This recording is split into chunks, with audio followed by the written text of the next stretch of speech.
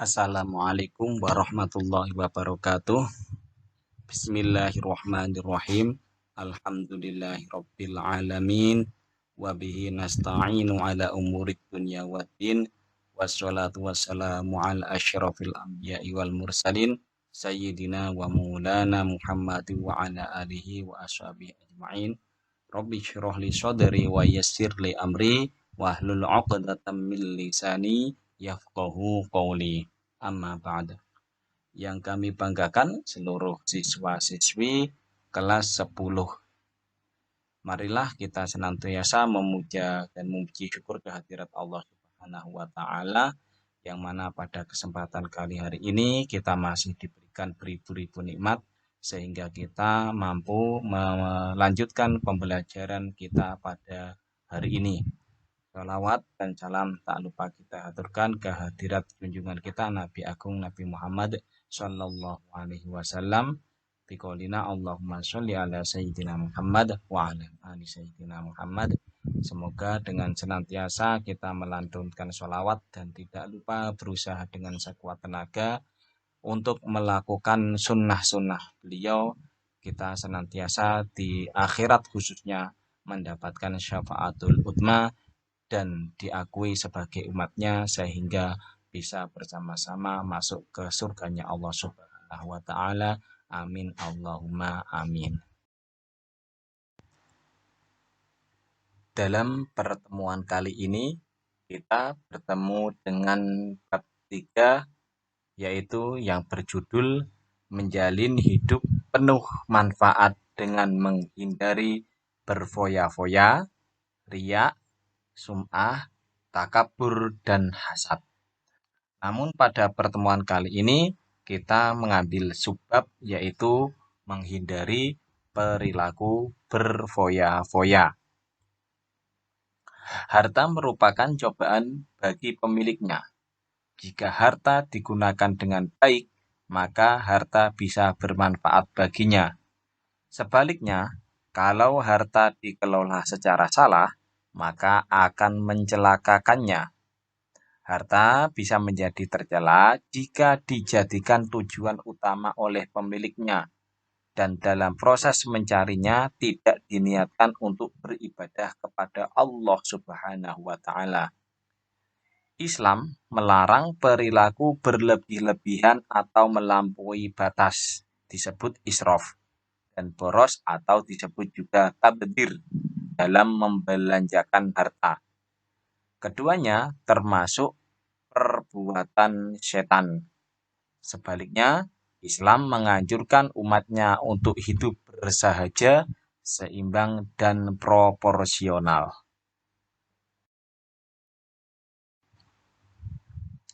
Perhatikan firman Allah pada Quran surat Al-Isra ayat 26-27 berikut ini. Kita perhatikan. Bismillahirrahmanirrahim. Wa atidal qurba haqqahu wal miskina wabnas sabili wa la tubadzir tabdzira. Innal mubadzirina kanu ikhwanasy syayatin wa kana syaitanu lirabbihi kafura. Artinya, dan berikanlah haknya kepada kerabat dekat, juga kepada orang miskin dan orang yang dalam perjalanan. Dan janganlah kamu menghambur-hamburkan hartamu secara boros. Sesungguhnya orang-orang yang pemboros itu adalah saudara setan. Dan setan itu sangat ingkar kepada Tuhannya. Quran surat Al-Isra ayat 26-27. Ayat ini secara tegas mengatakan bahwa pemboros merupakan saudara setan. Selanjutnya bisa kita perhatikan pada Quran surat Al-Furqan ayat 67. Bismillahirrahmanirrahim. Walladzina idza anfaqu lam yusrifu wa lam yaqturu wa kana baina dzalika qawama.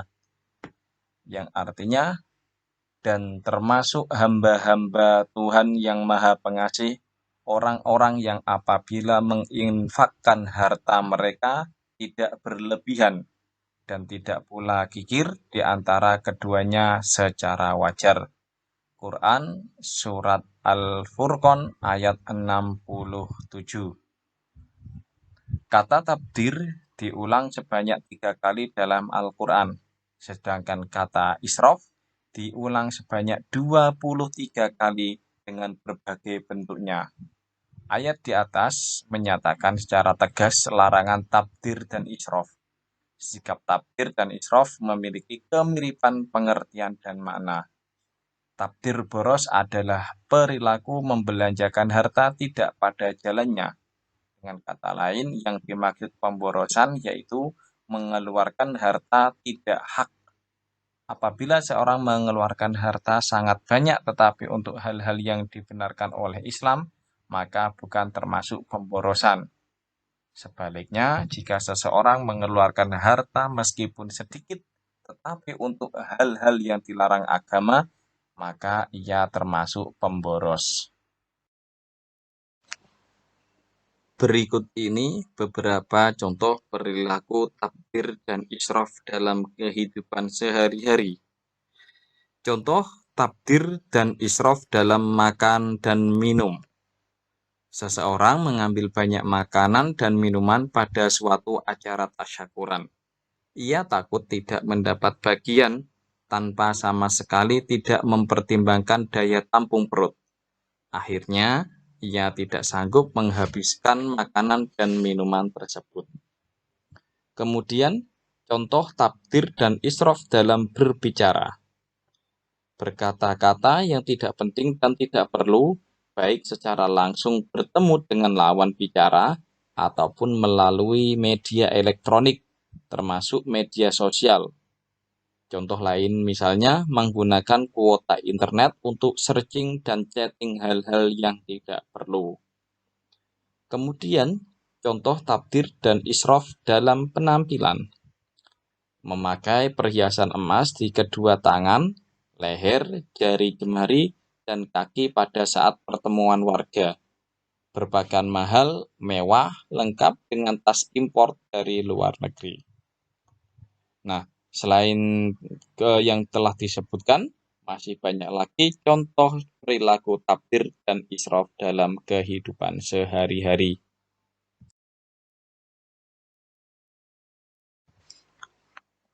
Dampak negatif sifat hidup berfoya-foya. Banyak dampak negatif dari sikap hidup berfoya-foya. Di antaranya, 1. Terlalu sibuk mengurusi kebahagiaan duniawi, melalaikan akhirat. Dunia dianggap sebagai tempat persinggahan terakhir, padahal akhiratlah tujuan akhir kehidupan manusia. Mereka sibuk mencari kebahagiaan dunia dengan menumpuk-numpuk harta hingga melupakan hidup di akhirat. 2. Menimbulkan sifat iri, dengki, dan pamer.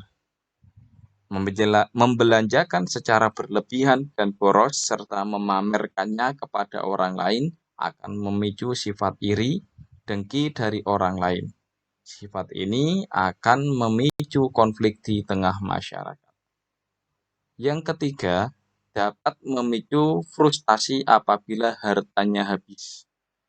Pengeluaran harta yang tidak terkontrol karena memperturutkan gengsi dan hawa nafsu akan mengakibatkan frustasi. Mereka sangat khawatir apabila hartanya habis dan tidak bisa lagi membeli sesuatu untuk memuaskan keinginannya. Yang keempat, berpotensi menimbulkan sifat kikir. Kekhawatiran berlebihan atas kekurangan harta membuat mereka bersifat kikir dan tidak mau berbagi dengan sesama. Karena takut jatuh miskin, akhirnya tidak ada kepedulian kepada fakir miskin yang benar-benar membutuhkan bantuan. Cara menghindari sifat hidup berfoya-foya. Agar terhindar dari sifat hidup berfoya-foya, lakukanlah hal-hal berikut ini. 1. membelanjakan seharta sesuai dengan skala prioritas kebutuhan. Antara kebutuhan primer, sekunder, dan tersier harus dibuat prioritas mana yang harus dipenuhi terlebih dahulu. Yang kedua, membiasakan bersedekah dan membantu orang lain. Harta kita yang sebenarnya adalah harta yang disediakan kepada orang lain. Kebiasaan bersedekah akan membangkitkan rasa empati kepada orang lain. Lebih dari itu, akan mempererat hubungan antar sesama warga masyarakat. Yang ketiga, bergaya hidup sederhana. Hidup apa adanya akan membuat hati dan pikiran tentram.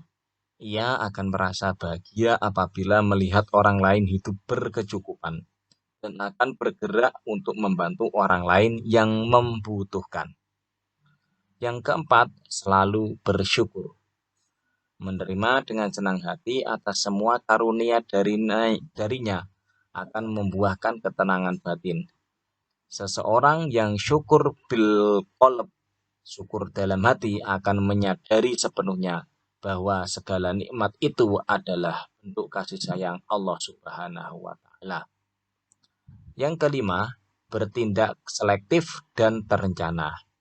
Merencanakan kehidupan di masa datang akan membuat seseorang lebih selektif dalam memutuskan harta.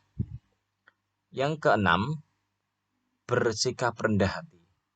Harta merupakan titipan dari Allah Subhanahu wa Ta'ala agar dipergunakan di jalannya.